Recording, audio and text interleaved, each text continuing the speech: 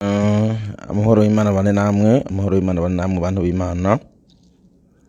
Turabakunda, Imana ibakomeza. Murabizi cyane cyane hari igihe nibanda kuri bya bintu barimo mvuga ngaho byitiranywe n'abaprofete. Nibyo cyane cyane je nibanda ko, ariko iyo bino ngombye kubitanga ndabitanga, kandi nkuko ndabivuga ivyo M23 wigwanira je ndavyumva. Kisize kwigira ndacishuza. Ivyo igwanira ndavyumva.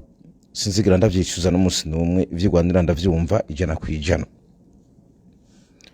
Ivyigwanira ndavyumva sinzokwigira n'umunsi n'umwe ndavyicuza. Ibintu nzokomeza mbivuga ndabivuze kuko hari abarundi baguma batera amajambo ngaho batumva n'ibintu ngaho ndiko ndavuga. Ariko je ntibizotuma nanka umuntu uzokumva yuko anyase kubera mbivuze ko ntaco. Hari amagari bigeze guca mu Kirundi ngo bavuge ibisongoye iminwe, ngo bavuge ibigoramye imihoro ikarakara. Rero je bimaze igihe buriko birantangaza, sinumva uburyo umuntu ashobora kuvuga ibintu buri muri Kongo abarundi bagaca batangura kukokereza ngaho ibitusi nko kumengura bavuze.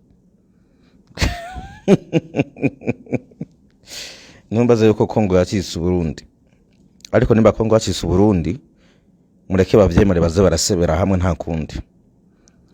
Now hariho kare abambajije bati none Moses bijya mbere wavuze bijya kare wavuze ngo bari yabishikanye ngo sivyo, ngo ntabo wazalendo bavuga ikinyarwanda barabandi ba mbere jo uwundi mugwi wa mbere jo wazalendo wishikanye kuri M23 harimo bavuga ururimi rumeze nk'ikinyarwanda kavuga ikinyamurenge, bavuga ikinyamurenge. Ntibyo nibisanzwe kubimenya. Naho ntaraja ku muriri wa kano ka video kugira ngo ndakababwira hano nk'ababajire ngo none ngo M23 ngigeze kubera hariho abarundi bamwe buzuye ububeshi no gushuragiza ububeshi gusa gukoragiza ububeshi, ngo urumva ngo bukavu yose ngirafashwe ngo bukavu yose ngo nagoma ngo birafashwe ngo burundu kandi bakavyemera cyane ngo nivyo. N'ubu muze kuraba ngaho ndiko ndavuguza kumva abantu sareka kandi ikindi cemeze bazane ngaho cyo kubivuguruza. Je nibisanzwe turamenyere ngaho ngo umukozi wabo ntabwo umukozi wabo tube tubwisha ukuri. Now dore ko ngwana hereye mu gitondo M23 ngaho yatangiye kugwanira amasisi, muri za masisi niho ngaho yatangiye kugwanira, hanyuma nagwana kuzaho bita umuntu ze Rubaye niwe habereye ingwani ikomeye gose cyane. Bure no ku mupaka batanganyika batangiye guhakoza ukuguru ngaho mu Bwenge. Impamvu uvira batarajamo cyane murabizi ko hariho ivyavuzwe mu bintu bijanye no kuganira n'u Burundi ko batagomba kwegereza cyane aho hantu babanze bahihorere. Hanyuma ariko FARDC na wazalendo bakomeza bagenda kubavyonga nk'abegera amasisi ahantu M23 yari sanze iherereye. Raba bagiye kugwanira ngaho hari umuntu ze Rubaya, maze bagenda kugwanira aho bita Ngungu bavuyeho bagera Gatare. Pana mu Butare mu Rwandoya. Gatare naho nyene umuntu ze mu mpera hasi iza masisi. Hanyuma abandi nabo bariko baragwana n'aba M23 barabandi bavuye hano bitwa hepfo ya Walikale begereza kuri Gasebeli nimbare Gasebeli. Mwumve hari Gasebeli zibiri, hari Gasebeli ya masisi hari n'indi Gasebeli ya Walikale. Kindi ko mvuga rero ntuze Gasebeli ya Walikale ntabwo ndi kumvuga Gasebeli ya masisi. Naho hari ntambara rero igwiriye cyane naho bitagwashe.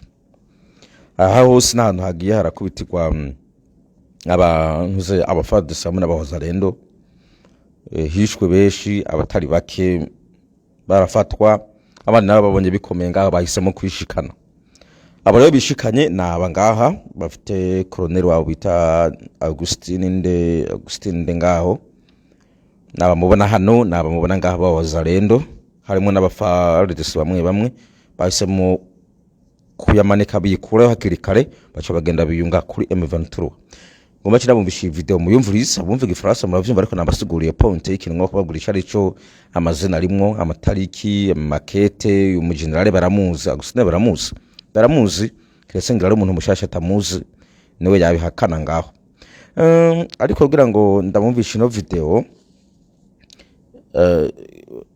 arabavuze bati M23 igabe ntife kubemerera tubona umutego gire gute ndakeka yuko M23 atari umwana, nce ndabikeka, kandi ndakeka yuko n'igihe baba babakiriye ntibabemerera yuko bakorera hamwe, kuko bagiye kwiyunga bagakorera hamwe bakwadukana akajagari ngo barasana, kuvuga ngo bamwe bazokwakira babiri hariya bongere bacungira amatelefone yabo, mbere binashobotse babake n'amatelefone kugira ngo ntibaze barahanahana ibiganiro bati tugeza aha turaha biruku, babaka amatelefone bagira focus y'akazi. Ibyo ndabizi ko M23 ubwabo ibizi, rero ntawe upfa kwinjira ngo bagiye guca ngo bakina akantu, babashinga ijisho, birazwi abashinga ijisho cyane.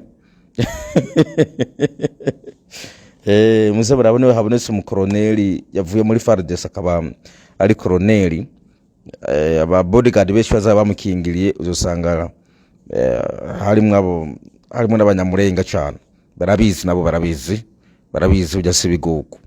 Reka mubizi kano kavuta ariko arabisigura ngene abisigura mu ikete umugenerale Auguste asigura ingene yavanye n'aba wazalendo bandi hamwe n'abandi ba FARDC baca bariyunga hamwe, bano ba wazalendo barayamanika kubera intambara nababwiriye ngaho yari yabashegeshe muri Gwashi. De la résistance, FCR en sigle, bureau politique. Déclaration politique numéro 002 bar FCR bar BP bar 2025 portant adhésion du FCR à l'Alliance Fleuve Congo bar M23.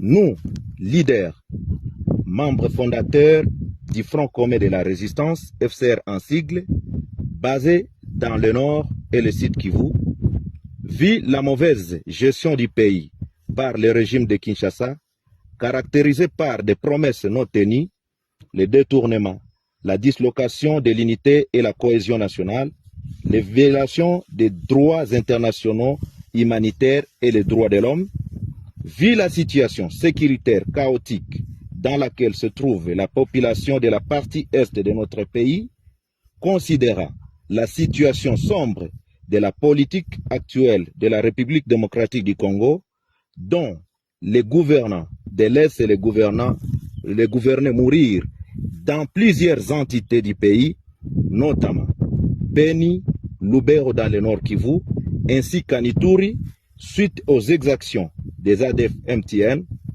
et les FDLR dans le Rutshuru, considérant la mauvaise volonté des autorités du pays de ne pas prendre en compte les multiples sacrifices des groupes d'autodéfense en leur privant la logistique pour une défense de l'intégrité du pays, prenant en compte le comportement d'une haute trahison des FARDC qui, au lieu de défendre la nation, s'étaient transformés en des commerçants et des trafiquants de minerais, étant donné que leur manière de se retirer dans plusieurs entités sans motif, en pillant, violant, tracassant la population, prouve en suffisance que les FARDC sont ennemis numéro 1 de la population de la République démocratique du Congo, entendu que nos éléments appelés Wazalendo, réunis au sein du FCR, ont une mission de défendre l'intégrité territoriale et défendre la population avec les dirigeants dignes de foi et conscients de la souffrance de la population, vu notre engagement de défendre efficacement toute la population dans sa diversité ethnique, linguistique et culturelle, vu la nécessité et l'urgence. Déclarons, article 1er, à dater de ce jour, nous nous désolidarisons des FARDC suite à leur trahison et leur donnons 24 heures de se retirer dans les entités sous contrôle du FCR. Article 2. Nous portons à la connaissance de tous que nous marions notre élite à celle de l'Alliance Fleuve Congo Bar M23 pour aborder une vision commune, celle de la bonne gouvernance, lutter contre la corruption et remettre les Congolais dans leur dignité. Article 3. Nous appelons les autres forces de la résistance de se joindre à nous en fait de barrer route aux ennemis de la paix.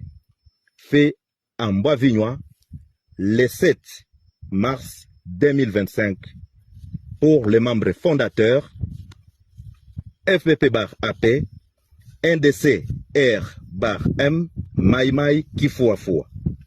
Pour le FCR, Colonel Augustin Darwin, porte-parole.